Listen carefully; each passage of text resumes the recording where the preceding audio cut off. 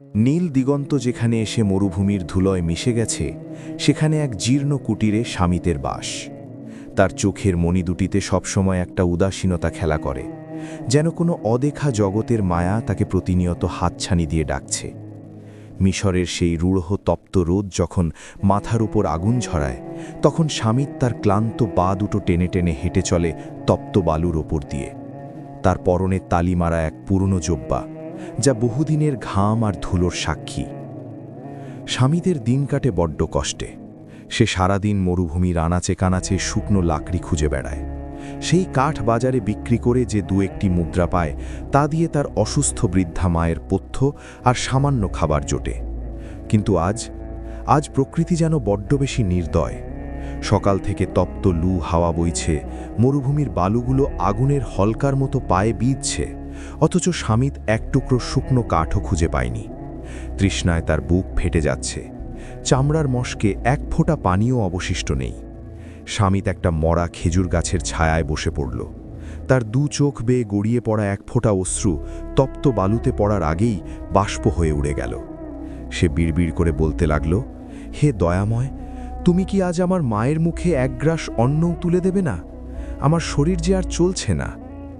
ঠিক সেই মুহূর্তে বাতাসের গতিপথ বদলে গেল। শাঁ শাঁ শব্দে ধুলো উঠতে শুরু করল। স্বামীর চোখ রগড়ে সামনে তাকাতেই দেখল, ঝড়ের বেগে উড়ে আসা বালুর স্তূপের নিচে চকমক করে কিছু একটা জ্বলছে। সে ভয়ে ভয়ে এগিয়ে গেল। হাত দিয়ে বালু সরতেই তার হৃৎস্পন্দন থমকে গেল।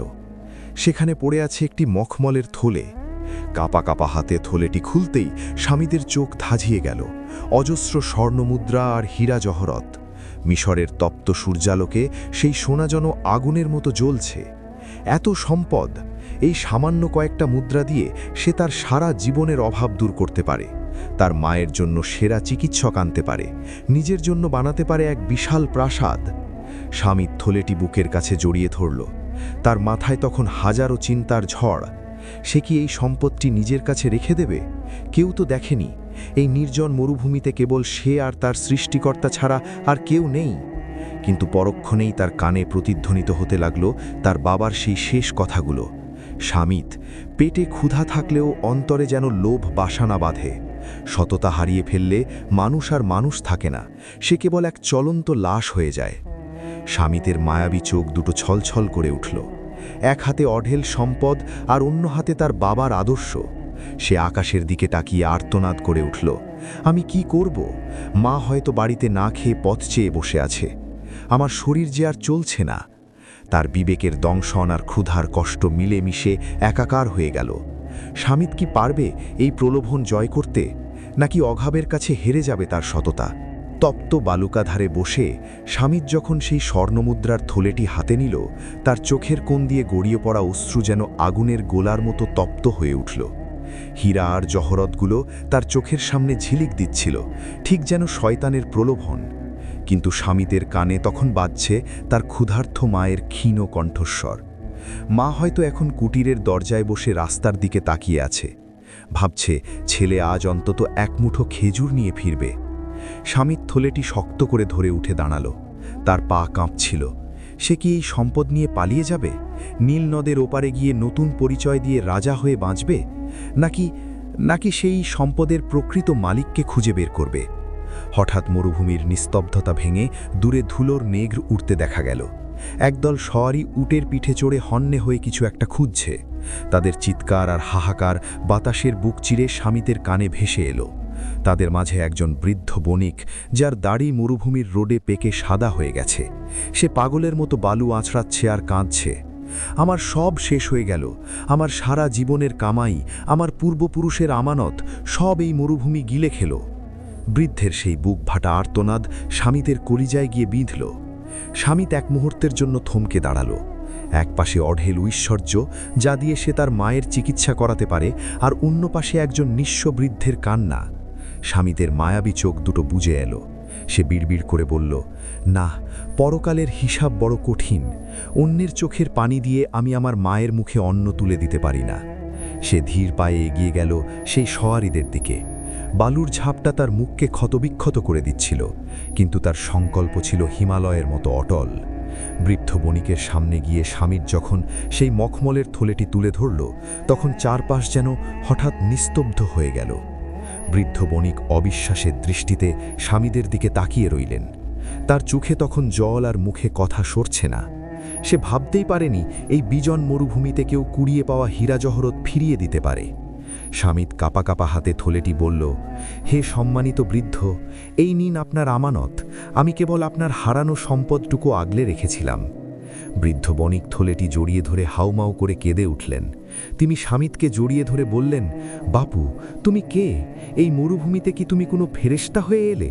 যেখানে মানুষ সামান্য রুটির জন্য একে অপরকে হত্যা করে, সেখানে তুমি এই বিশাল সম্পদ ফিরিয়ে দিলে? স্বামীত ম্লান হাসল। তার সেই হাসিতে ছিল এক অদ্ভুত মায়া আর না পাওয়ার বিষাদ।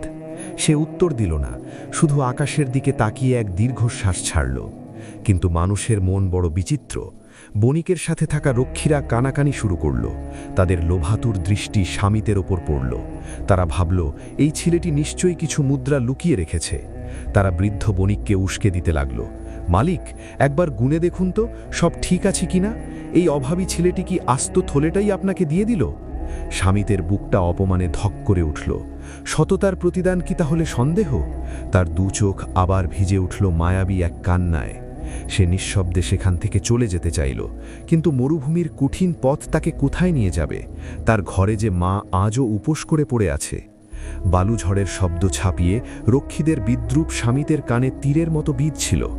বৃদ্ধ বণিক যখন থলেটি খুলে মুদ্রাগুলো গুনতে শুরু করলেন, তখন স্বামীতের মনে হলো, পৃথিবীটা কি এতটাই নিষ্ঠুর? সে কি ভুল করল?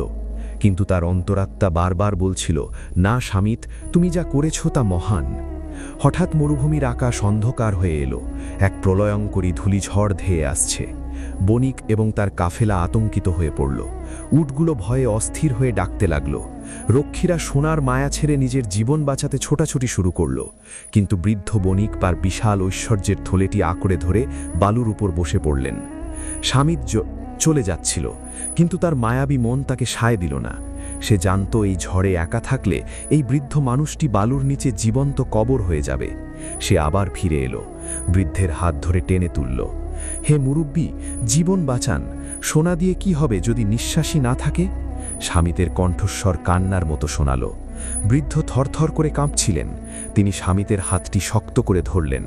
স্বামীত তাকে টেনে নিয়ে এক বিশাল পাথরের গুহার আড়ালে আশ্রয় নিল। বাইরে তখন প্রকৃতি তাণ্ডব চালাচ্ছে। বালুর পাহাড় এক জায়গা থেকে অন্য জায়গায় সরে যাচ্ছে।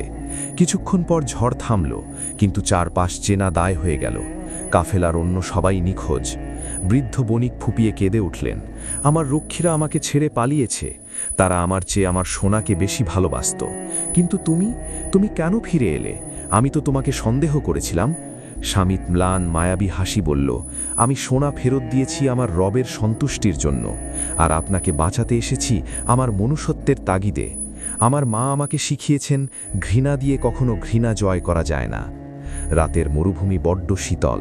হাড় কাঁপানো শীতে স্বামীত তার নিজের পুরনো জোব্বাটি খুলে বৃদ্ধ বণিককে জড়িয়ে ধরল। নিজে থরথর করে কাঁপতে লাগল। ক্ষুধার জ্বালায় তার পেট কুঁকড়ে যাচ্ছিল। চোখের সামনে বারবার মায়ের মলিন মুখটা ভেসে উঠছিল। মা কি ভাবছেন তার ছেলে আর ফিরবে না? বৃদ্ধ বণিক স্বামীতের এই নিঃস্বার্থ ত্যাগ দেখে স্তব্ধ হয়ে গেলেন। তিনি নিজের ঝোলা থেকে এক টুকরো শুকনো রুটি আর সামান্য পানি বের করে স্বামীতের দিকে এগিয়ে দিলেন। স্বামীত সেই রুটি হাতে নিয়ে কাঁদতে লাগল। এক লোকমা মুখে দিতেই তার মনে পড়ল, মা তো আজও উপোস করে আছে। সে রুটিটা নিজের কাপড়ের কোণে বেঁধে রাখল। বণিক জিজ্ঞেস করলেন, তুমি খেলে না কেন বাপু? স্বামীত মায়াবী কান্নায় ধরা গলায় উত্তর দিল, ঘরে আমার বৃদ্ধা মা আমার জন্য পথ চেয়ে বসে আছেন। আমি একা খেলে আমার কলিজা ফেটে যাবে। বণিকের চোখ দিয়ে অশ্রু গড়িয়ে পড়ল। তিনি বুঝতে পারলেন, এই সাধারণ ছেলেটি সাধারণ কেউ নয়। মরুভূমির এই তপ্ত ধুলোয় এক অমূল্য হীরা লুকিয়েছিল, যা তিনি এতক্ষণে চিনতে পেরেছেন। কিন্তু বিপদ তখনও কাটেনি। রাতের অন্ধকারে দূরে নেকড়ে ডাক শোনা যাচ্ছে। মরুভূমির লুটেরারা কি গন্ধ পেয়েছে এই বিশাল ঐশ্বর্যের? স্বামীত কি পারবে এই বৃদ্ধ আর তার আমানত রক্ষা করতে?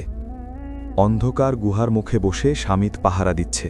তার শরীর শীতে নীল হয়ে গেছে, কিন্তু চোখের মণি দুটো জ্বলছে প্রদীপের মতো। বৃদ্ধ বণিক তার পাশে পরম নিশ্চিন্তে ঘুমাচ্ছেন, যেন এই মরুভূমির তপ্ত ধুলোর মাঝে তিনি এক টুকরো শীতল ছায়া খুঁজে পেয়েছেন। হঠাৎ দূরে ঘোড়ার খুরের শব্দ শোনা গেল। বালুর ওপর দিয়ে দ্রুত বেগে এগিয়ে আসছে একদল অশ্বারোহী। স্বামীতের বুকটা ধক করে উঠল। মরুভূমির কুখ্যাত লুটেরা দল, তারা কি সোনার ঘ্রাণ পেয়ে গেছে? স্বামী দ্রুত বৃদ্ধকে জাগিয়ে তুলল। বৃদ্ধ বণিক থরথর করে কাঁপতে লাগলেন। চাচা, আপনি ভয় পাবেন না। যতক্ষণ আমার শরীরে এক ফোঁটা রক্ত আছে, আমি আপনার আমানত লুট হতে দেব না। আপনি পাথরের আড়ালে লুকান। লুটেরারা গুহার মুখে এসে থামল।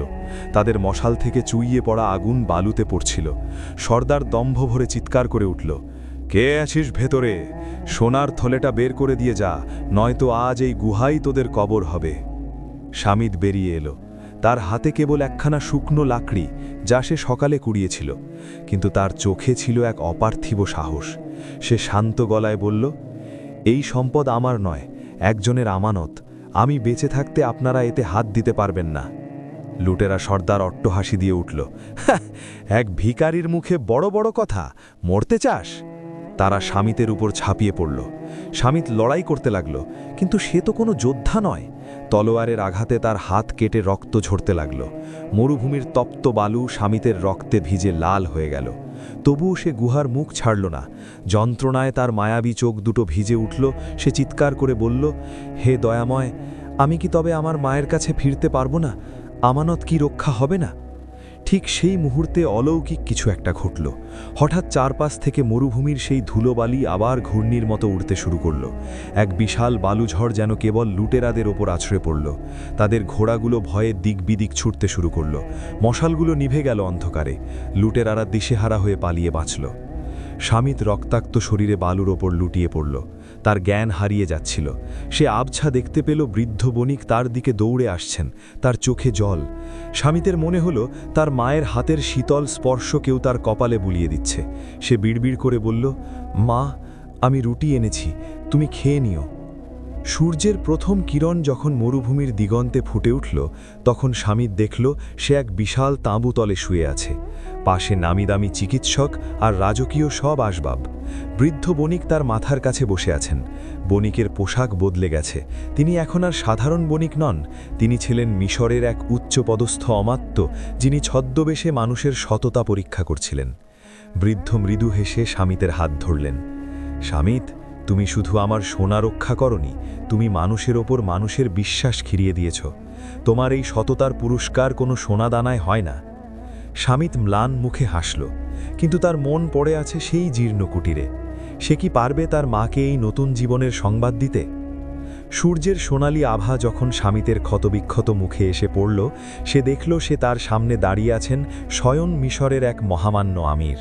যাকে সে সাধারণ বণিক ভেবেছিল, তিনি আসলে ছদ্মবেশে মরুভূমির মানুষের ধৈর্য আর সততা পরীক্ষা করছিলেন। আমির স্বামীতের মাথায় হাত রেখে বললেন, স্বামীত, এই মরুভূমি অনেক সোনাদানা লুকিয়ে রাখে, কিন্তু তোমার মতো এমন খাঁটি হীরা সে খুব কমই দেখেছে। আজ থেকে তুমি আর নিঃস্ব নও। স্বামীতকে রাজকীয় পালকিতে করে তার সেই জীর্ণ কুটিরের সামনে নিয়ে যাওয়া হলো। গ্রামের মানুষ অবাক হয়ে তাকিয়ে রইল। সেই কাঠুরে স্বামীত আজ বীরের বেশে ফিরছে। আমির সাথে করে নিয়ে এসেছেন প্রচুর খাদ্যদ্রব্য, নতুন পোশাক আর রাজকীয় চিকিৎসক। স্বামীত পালকি থেকে নেমেই দৌড়ে গেল তার কুটিরের ভেতর। তার মা দরজায় ঠ্যাস দিয়ে বসেছিলেন। হয়তো ছেলের ফেরার অপেক্ষায় থাকতে থাকতে তার চোখ দুটো বুজে এসেছিল। স্বামীত মায়ের পায়ের কাছে বসে পড়ল। তার জমানো সেই শুকনো রুটির টুকরোটি বের করে মায়ের হাতে দিল। মা, দেখো মা, আমি তোমার জন্য খাবার এনেছি। আমি কোনো অন্যায় করিনি মা, আমি আমানত রক্ষা করেছি। স্বামীতের মায়াবী কঙ্খ কান্নায় ভেঙে পড়ল। মা ধীরু পায়ে তার ছেলের হাত মাথায় রাখলেন। আমিরের নির্দেশে স্বামীতের জন্য মরুভূমির বুকে এক বিশাল প্রাসাদ গড়ে ওঠানো হলো। তাকে রাজ্যের শস্য ভাণ্ডারের প্রধান রক্ষীকে নিযুক্ত করা হলো, কারণ আমির জানতেন যার কাছে নিজের ক্ষুধার চেয়ে অন্যের আমানত বড়, তার চেয়ে নিরাপদ হাত আর কারও হতে পারে না। কিন্তু স্বামীত আগের মতোই রয়ে গেল। সে প্রাসাদে থেকেও মরুভূমির সেই তপ্ত বালুর কথা ভুলল না। সে প্রতিদিন তার সেই পুরনো তালিমারা জব্বাটি একবার করে দেখত, যাতে তার মনে থাকে অভাবের চেয়েও বড় সম্পদ হল চরিত্র। বন্ধুরা, স্বামীতের কাহিনী এখানেই শেষ হতে পারত। আজ সে সুখে আছে, প্রাসাদে আছে, কিন্তু আপনারা কি একবার ভেবে দেখেছেন আমাদের চারপাশের এই ব্যস্ত পৃথিবীতে আজ কয়জন স্বামীত বেঁচে আছে? আমরা কি সামান্য স্বার্থের জন্য আমাদের বিবেককে বালুচাপা দিয়ে দিচ্ছি না? দেখুন, তপ্ত মরুভূমিও কিন্তু স্বামীতের রক্ত চিনেছিল, তাই সে তাকে ফিরিয়ে দিয়েছে তার প্রাপ্য সম্মান। আমাদের জীবনটাও তো একটা মরুভূমি। এখানে লোভের ঝড় আসবে, অভাবের লু হাওয়া বইবে, কিন্তু মনে রাখবেন, দিন শেষে ওই মাটির নিচে আমাদের কাউকে সোনা দানা সাথে নিয়ে যেতে দেওয়া হবে না। সাথে যাবে শুধু আমাদের করা সেই ভালো কাজগুলো, আমাদের সততা। সাবিত হয়তো এক কাল্পনিক চরিত্র, কিন্তু তার চোখের পানি আর তার লড়াইটা কিন্তু বাস্তব। যদি পারেন, কারো আমানত রক্ষা করার চেষ্টা করবেন, কারণ পরকালে যখন সব হিসেব হবে, তখন যেন আপনার অন্তরটা স্বামীদের মতো পরিষ্কার থাকে। ভালো থাকবেন সবাই।